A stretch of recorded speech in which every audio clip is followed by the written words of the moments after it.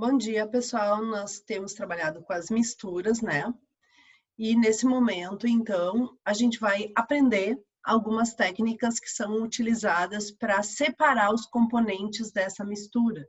Então, para fazer com que esses componentes sejam, então, retirados das misturas, né? E possam ser usados de maneira individual, certo? São muitos métodos que existem para que a gente separe as misturas.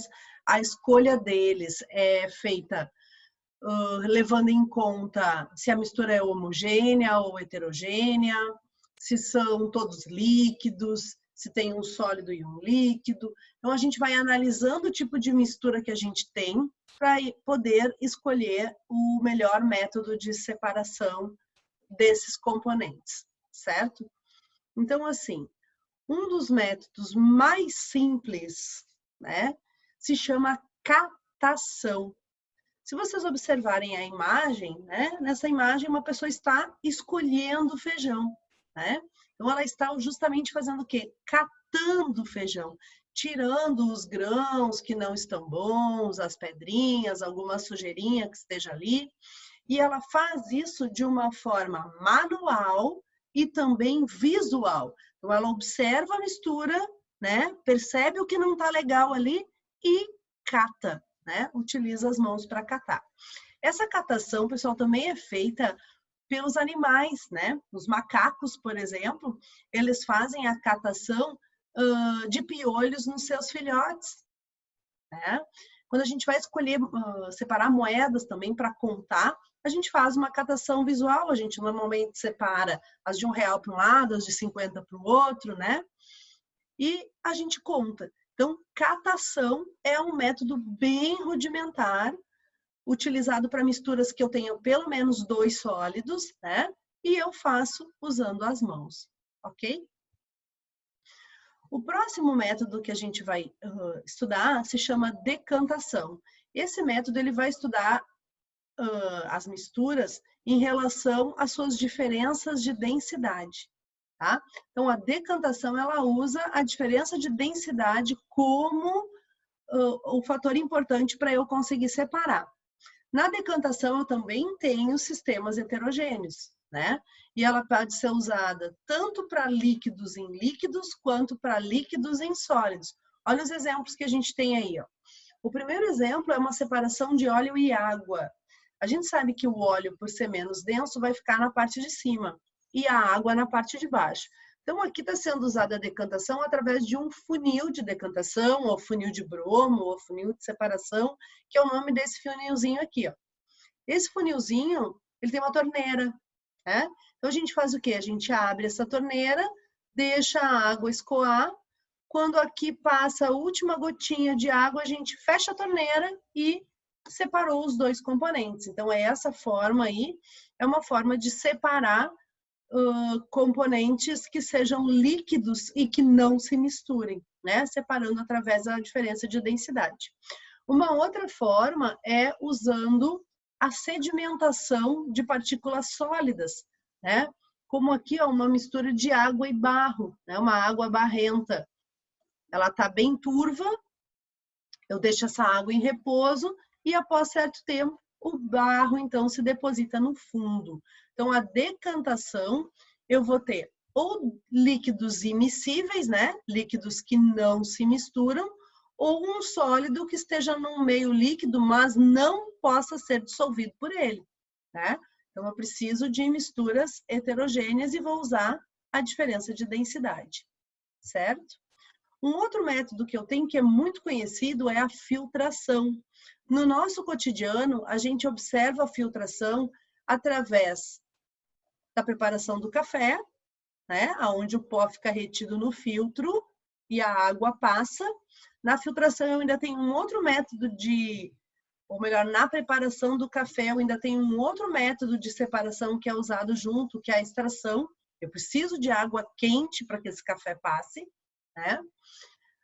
Eu também tenho o aspirador de pó, que faz uma filtração, ele retém todas as partículas sólidas dentro do filtro e deixa passar o ar, né?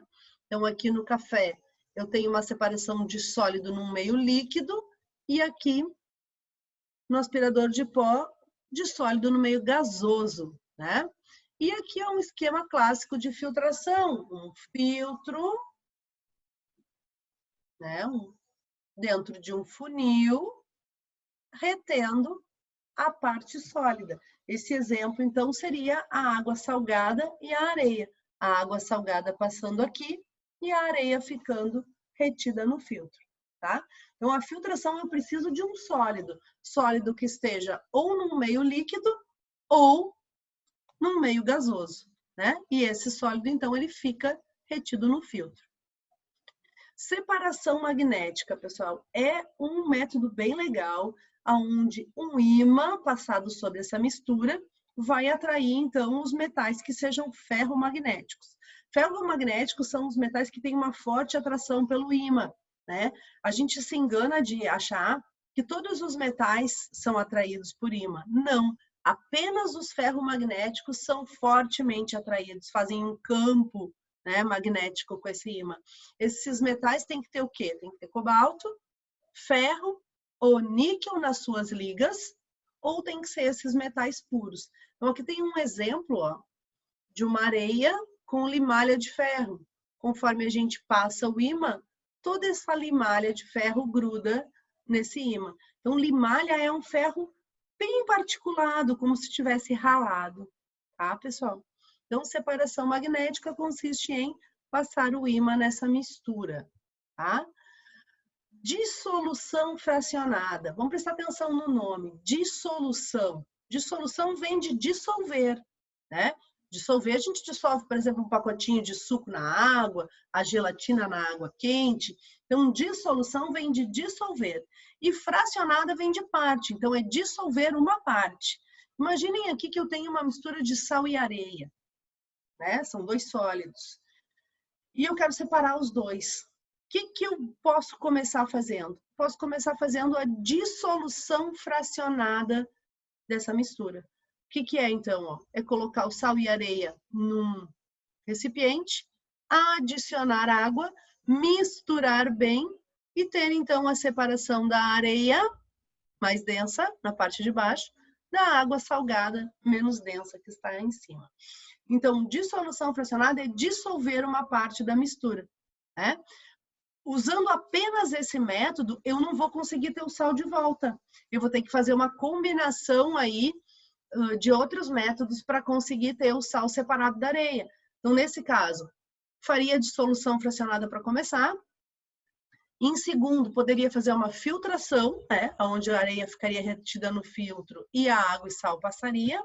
E para ter o sal dessa areia, então, eu poderia fazer como a salina, provocar a evaporação dessa água. E após a evaporação dessa água, eu teria o sal, né? Aqui nessa imagem, é a evaporação através da presença do vento e do sol. No nosso caso, a gente poderia fazer essa evaporação até mesmo num bico de gás, né? Fazendo essa água evaporar devagarinho, até ficar com todo o sal no fundo do recipiente. Então, essa água salgada, ela pode ter o sal cristalizado através de uma evaporação. Então, evapora o solvente, nesse caso a água, e fica o soluto, nesse caso, o sal, tá? Um outro método, e aí um método empregado para misturas homogêneas, é o método da destilação. A destilação, ela usa um condensador que vai justamente condensar o vapor, né? Fazer com que ele passe de gás para líquido, após esse vapor ter sido evaporado aqui nesse processo de aquecimento da mistura dentro do balão. Então, aqui nesse balão eu teria a mesma solução de água e sal, retratada no slide anterior. Mas essa solução de água e sal, ela está sendo fervida dentro desse balão. Percebam que não tem saída aqui. Então, quando a fervura começa, a água começa a subir e obrigatoriamente entra no condensador, resfriando. Então, através da destilação da água salgada, eu não obteria apenas o sal, eu obteria o sal aqui dentro, né, cristalizado, e a água destilada aqui no Erlenmeyer, tá? Essa água destilada é aquela água pura que pode ser usada para preparar medicamentos, para ser usada na bateria de um automóvel, né? Uma água que não tem os sais minerais dissolvidos nela. Um outro exemplo que a Sora colocou aqui, ó, é o vinho sendo aquecido numa destilação. Nesse caso, o vinho ele tem como principais componentes o álcool e a água, né? E o álcool tem um ponto de ebulição menor do que a da água. Então, quando começasse essa fervura aqui, a primeira substância que teria vapores seria o álcool. Então, o álcool, na forma de vapor, subiria aqui, entraria no condensador, resfriaria, e o destilado, então, seria o álcool, permanecendo aqui dentro do sistema a água e o restante dos componentes do vinho, tá? Então, a destilação, ela usa a diferença nos pontos de ebulição. A substância que entra em ebulição primeiro, tem os seus vapores, então, subindo aqui no balão, entrando no condensador e sendo resfriados, tá? Então, esses são os principais métodos, os que necessariamente no 9º ano vocês precisam aprender, né? Temos outros que o ano que vem a gente vai dar também atenção, né? Que são esses aí, levigação, usado no garimpo, muito usado no garimpo de ouro, flotação, usado, por exemplo, na purificação da água, né, que vem para as nossas residências, na água da piscina também, quando a gente adiciona o hidróxido, o sulfato de alumínio para formar os flocos de hidróxido de alumínio que vão reter a sujeira. Peneiração, né, quando eu quero separar grãos maiores de grãos menores. Ventilação, que é um método usado para separação das casquinhas dos grãos, por exemplo, lá no amendoim, no arroz. E a destilação fracionada, que é uma destilação onde vários componentes de pontos de ebulição diferentes vão sendo separados, tá? Mas nesse primeiro momento, os 7 que a Sora identificou para vocês dentro dessa videoaula são os principais. Ok, meus queridos? Até o nosso próximo encontro. Fiquem bem, certo?